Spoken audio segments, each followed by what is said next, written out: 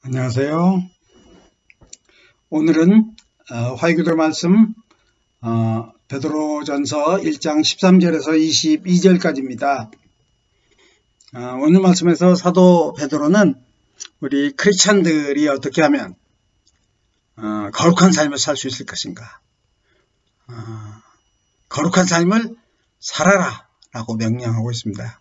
그래서 저는 오늘 말씀을 크리스찬의 거룩한 삶이라는 주제로 해서 말씀을 묵상하고자 합니다.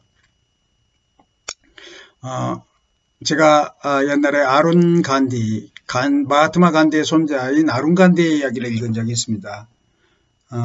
아룬 간디가 티네이저일 때 처음으로 드라이브 라이선스를 땄었거든요. 그러니까 남아프리카 공화국에서 아버지랑 같이 살 때 얘기인데, 근데 처음으로 드라이브 라이선스를 딴 날 아버지가 자기 오피스에 자기를 태워달라고 하고, 그 다음에 차를 이제 정비소에 맡기라고 했습니다. 고칠 사항이 있으니까. 그래서 이제 차가 고쳐지는 동안은 네가 자유시간을 보내고, 그 다음에 5시에 차를 픽업해서, 그 다음에 나에게 와라. 정확하게 6시까지는 와야 된다. 라고 이렇게 말했습니다. 아룬 간디는 너무나 좋았습니다. 이제 다운타운에서 모처럼 자유로운 시간을 보낼 생각을 하니까 너무나 좋았죠. 그래서 이제 차를 맡기고 신나게 놀다 보니까 시간이 늦어진 거예요. 약속 시간보다 늦어진 거예요. 1시간 정도 늦어진 겁니다. 그래서 이제 차를 찾아서 아버지한테 갔습니다. 가서 아버지에게 말했습니다. 차가 너무나 오늘 정비소에 많아서 늦어졌다라고 얘기했습니다. 그런데 불행하게도 아버지는 이미 정비소에 전화해서 그 차가 이미 정비가 끝난 걸 다 알고 있었거든요. 그런데 아무 말 하지 않고 집에 가자라고 하면서 가다가 다운타운을 벗어났을 때 차를 한쪽으로 대라 라고 얘기했습니다. 그러고는 말했습니다. 난 네가 나에게 오늘 거짓말해서 참 마음이 아프다 라고 말했습니다. 내가 무엇을 아버지로서 잘못했기에 네가 나에게 거짓말할 필요성을 느꼈는지 거기에 대해서 내가 좀 반성을 해야겠다. 회개를 해야겠다. 난 내려서 천천히 걸어서 집에 갈 테니 너는 내 뒤를 따라오면서 헤드라이트로 어두우니까 길을 비춰다오 라고 했습니다. 그래서 평소에 30분에 갈 수 있는 길을 1시간 걸려서 갔습니다. 아닙니다. 1시간이 아니라 6시간 걸려서 갔습니다. 걸어서 6시간 걷는 것도 참 힘들지만 자동차로 사람 걸음걸이 속도로 6시간 가는 건 더 힘들 것 같아요. 참 옛날 무슨 힌두교인들의 무슨 고행 같은 생각이 전 들기도 했습니다. 근데 아룬 간디는 이런 생각을 했습니다. 우리 아버지가 그렇게 하신 것은 결코 나에게 죄책감을 갖게 하고 그 다음에 거기에 대한 벌로서 그렇게 하신 것이 아니다. 아버지는 정직한 분이시기 때문에 정말 실제로 당신이 결국 무엇을 잘못했는지 무엇을 회개해야 하는지 이것을 결국 생각하고 회개하기 위해서 그렇게 천천히 걸은 것이다 라는 그런 생각을 하였습니다. 그리고는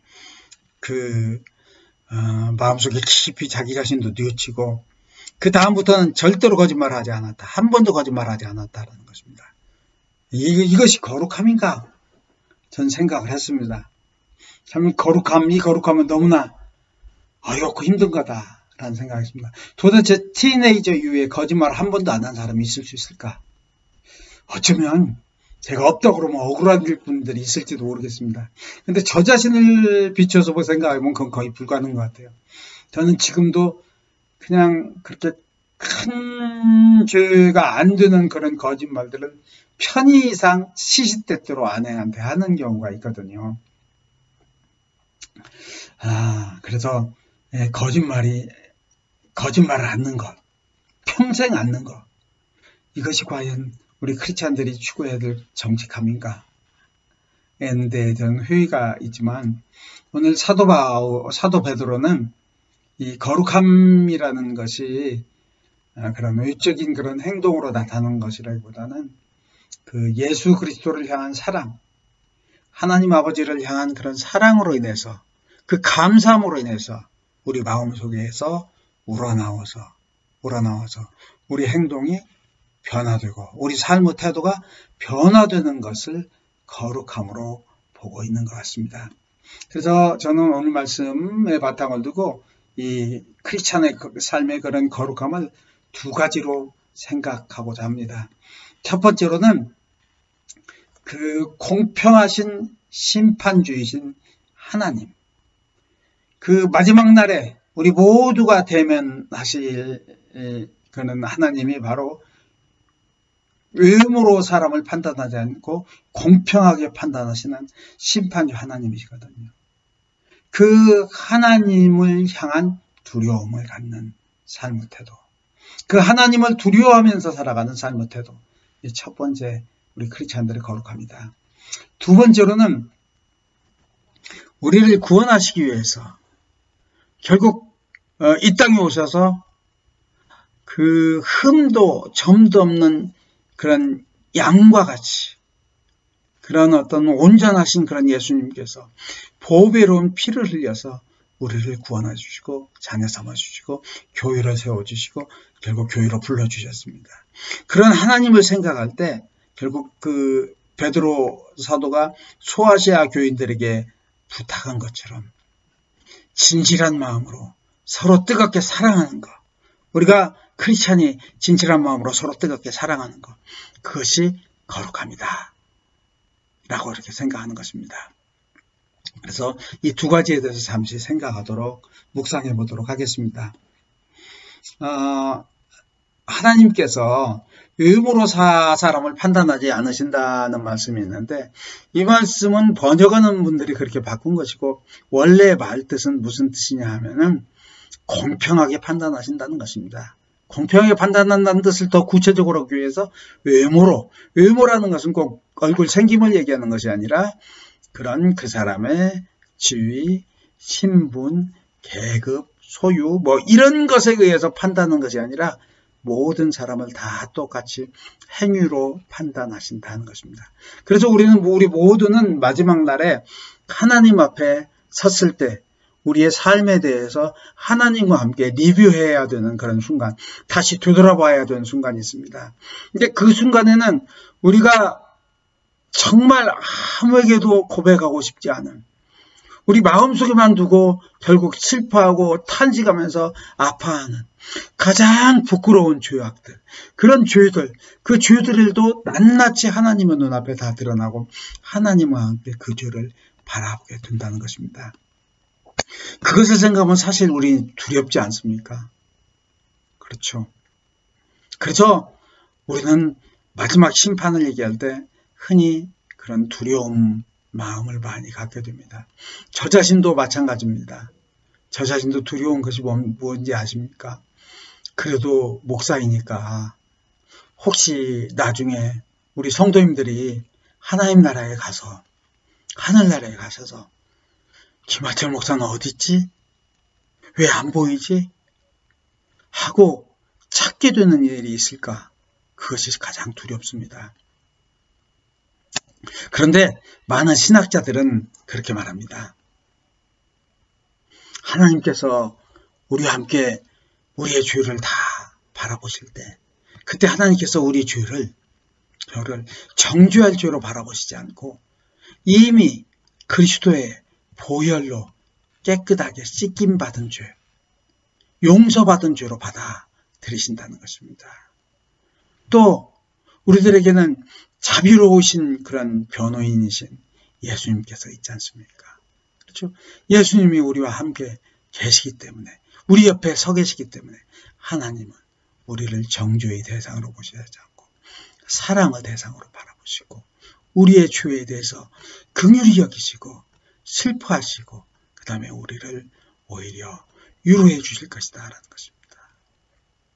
그래서 우리는 두려움 속에서 하나님의 심판석을 향해서 나아가지만, 그러나 우리가 나올 때는 기쁨과 감사함에 넘치는 감격적인 그런 마음으로 하나님의 면전에서 물러나게 될 것이다. 이렇게 이야기를 하는 신학자들이 많이 있습니다. 그런데 우리가 왜 두려워해야 합니까? 왜 두려움으로 이 나그네로서의 삶을 살아야 하겠습니까? 여기서 두려움이라는 것은 무서움, 공포를 의미하는 것이 아닙니다.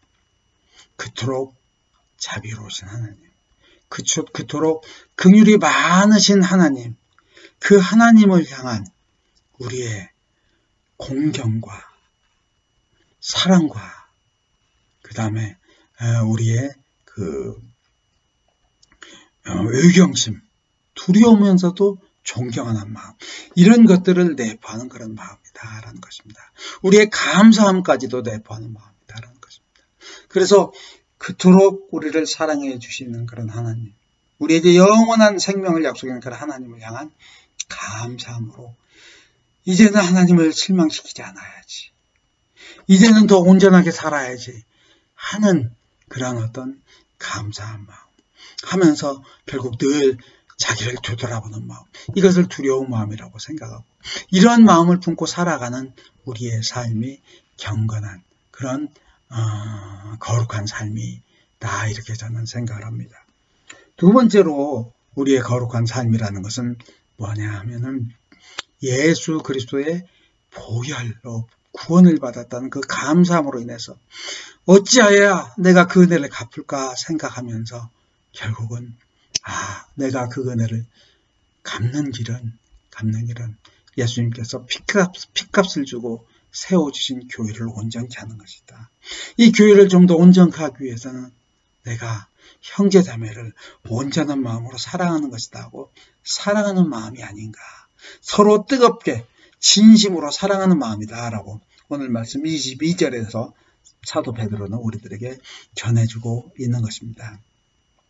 제가 부활절 전날 토요일날 이번에 Son of God이라는 예수님에 관한 영화를 보았다고 말씀드렸습니다. 이런 영화를 볼 때 우리들에게 가장 고통스러운 것은 뭡니까? 겟세마네 동산에서 골고다 언덕까지 그 예수님이 겪어야 될 그 고통, 이것이 가장 그 고통을 바라봐야 된다는 사실, 이것이 우리를 가장 마음 아파하고 가장 슬프게 하는 거죠. 저도 이번에 그런 얼마나 그것이 큰 고통인가를 다시 한번 절감했습니다. 그래서 마음속으로 영화 속에서 빨리 부활절이 오기만을 그렇게 기다렸습니다. 그러면서 생각했습니다. 예수님께서는 저 모든 고통을 직접 겪으시기까지 하셨는데 나는 그것을 바라보는 것도 못하겠다고 이렇게 견디지 못하는구나. 너무나 죄송했습니다. 그러면서 생각했습니다. 그렇게 죄송하다면 내일부터라도 내가 차려주는 밥이라도 열심히 잘 먹어야겠다. 맛없다, 밥 맛없다, 못 먹겠다 하지 않고 잘 먹어야겠다라는 생각을 하면서 정말 성도님들을 또 마음속으로 진심으로 사랑해야겠다, 이런 생각을 하게 되었습니다. 그렇습니다. 우리 크리스찬들이 결국은 선한 마음을 품게 되는 것은 하나님을 향한, 예수님을 향한 그런 감사함으로 인해서 그 사랑에 감격함으로써 결국 우리가 선한 마음을 품게 되는데, 정말 또 성도님의 사랑을 이번 주에는 그래서 많이 누린 한 주였던 것 같습니다. 제가 오랫동안 전화를 못 드리고 전화를 받고도 미처 못 드렸던 그 성도님께, 연로하신 성도님께 제가 전화를 드렸습니다. 성도님께서 통화를 다 마친 말할 때 말씀하셨습니다. 전 목사님을 위해서 날마다 기도합니다. 매일 하루도 빠지지 않고 기도합니다. 그 목소리가 너무나 자신이 있어서 저는 깜짝 놀랐습니다. 부끄러운 말씀이지만 저도 제 아내를 위해서, 제 자녀를 위해서도 기도 못하는 적이 있거든요. 그런데 제가 뭐라고 저를 위해서 그렇게 기도하는, 하루도 빠짐없이 기도한다는 그런 성도님이 계시다는 사실, 그분만이 아니라 다른 많은 성도님도 기도할 것이라는 사실이 저로 하여금 한없이 부끄럽게 하였습니다. 암에 걸렸다는 이유로, 중병에 걸렸다는 이유로 정말 온전히 기도 생활하지 못했던 저 자신을 생각하면서 깊이 회개하게 되었습니다. 그러면서 또 이번 주에 제 아내의 친구가 보냈던 메시지를 생각했습니다. 제가 화요기도 말씀에서도 전했지만 제가 혈액검사 결과가 많이 좋아졌다니까 만세다 만만세다 장하다 정말 장하다 민수가 라고 하면서 결국 마치 조국이 통일된 것처럼 기뻐하더라고요. 제가 회복되었다는 사실에. 물론 그것이 완전한 회복은 아니지만 그분은 의학 전문가이기 때문에 다 많은 것을 알고 있을 거거든요. 그렇게 되는 것이 기적이라는 거예요. 1100, 200 되던 그런 지수가 결국 34였나요? 31이었나요? 그렇게 떨어지는 것이 기적이라는 것입니다. 그러면서 기뻐하는 것이 나를 사랑하지 않으면 참으로 불가능한 일이라는 걸 깨달았습니다. 이렇게 사랑하는 분들이 많구나. 나를 위해서 애써주시는 분들이 많구나라는 생각할 때 정말 살아야지 하는 생각이 들었습니다. 그래서 사랑은 이긴다는 것입니다. Love wins. 사랑은 모든 것을 가능하게 한다는 것을 다시 한번 깨달았습니다. 그런 점에서 주님께서 핏값으로 주신 교회를 온전케 하기 위해서는 우리는 서로 사랑해야 된다. 그것이 바로 주님께서 바라는 거룩함이다 라는 생각을 하게 되었습니다. 참으로 우리는 어려운 시대를 살고 있습니다. 이 어려운 시대, 정말 답답한 세상, 좀 많은 사람들이 죽어, 많은 사람들이 잡을 잃고, 많은 사람이 시대에 빠져있는 이 어려운 때에 그래도 결국 주님의 은혜를 생각하면서 결국 이 모든 것 속에서 우리의 앞날을 계획하고 계실 하나님의 은혜를 생각하면서 하나님께 감사하고 성도님들을 더욱더 사랑하고 교회를 위해서 기도하는 우리 모두가 될 수 있기를 주님의 이름으로 축원합니다. 그것이 우리의 거룩함이라 믿습니다. 함께 기도하시겠습니다. 하나님 아버지 감사합니다. 부족한 저희들 성령으로 충만케 하사 주님을 더욱더 두려워하게 하시고 정말 주님 앞에 부끄러움 없는 삶을 위해서 몸부림치는 성도들이 될 수 있도록 인도하여 주시옵소서. 그리고 서로 사랑하고 격려하고 북돋아주는 우리 모두가 될 수 있도록 주님 인도하여 주시옵소서. 주님, 저희들 너무 부족하지만 성령께서 항상 우리의 길을 함께 동행하여 주시고 인도하여 주시옵기를 간절히 바라오며 예수 그리스도 이름으로 기도드리옵나이다. 아멘.